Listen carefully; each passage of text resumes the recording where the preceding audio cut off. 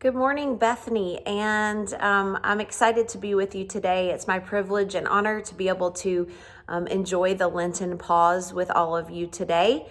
Our theme is justice and mercy today, and I'd like to read Isaiah 58, 9 and 10 for us. Then you will call, and the Lord will answer. You will cry for help, and he will say, "Here am I." If you do away with the yoke of oppression, with the pointing finger and malicious talk, and if you spend yourselves on behalf of the hungry and satisfy the needs of the oppressed, then your light will rise in the darkness, and your night will become like noonday. That's a beautiful verse and a beautiful picture about how if we push back against oppressive laws, oppressive thoughts, oppressive anything, the result is that we can light up the darkness. The first question is the one I'd like to spend time with you on this morning, although there are 3 great questions in the Lenten pause that I encourage you to engage your heart and mind in.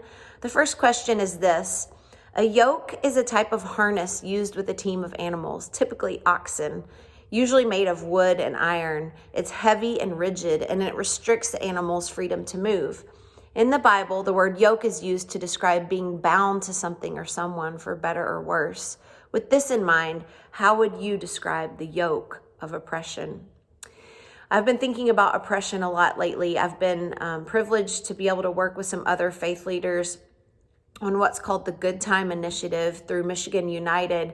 I'm sure many of you know that Michigan is one of 6 states in our country that doesn't have any kind of good time policy for incarcerated folks, meaning no matter what incarcerated folks do in prison, like earn college degrees, earn high school degrees, take classes, become pastors, work on their mental health, take classes to better themselves, they can't earn any type of reduction of sentence. So someone who's 18, for instance, and receives a 30 or 40-year sentence, even though their brain chemistry, their biology is different at 18 than it would be at 26, no matter how much they learn, grow, rehabilitate in our Michigan prison system, they can't have time off. And many states, those same prisoners could earn years off their sentences by engaging in these rehabilitative processes and experiences and opportunities. I got to talk to a young widow.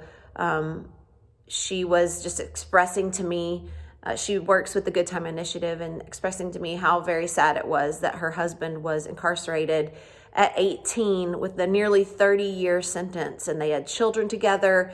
He was a product of the foster care system, so the system failed him twice, and they would never be able to spend any time together. Remember that Isaiah 10 says that woe to us who make unjust laws, and when widows are victims and the fatherless are victims, that's a woe to you, woe to us. So I've been thinking about oppression lately, and to me, what oppression, the yoke of oppression looks like is an unfair weight put on shoulders that can't have the freedom to move, just like the question says.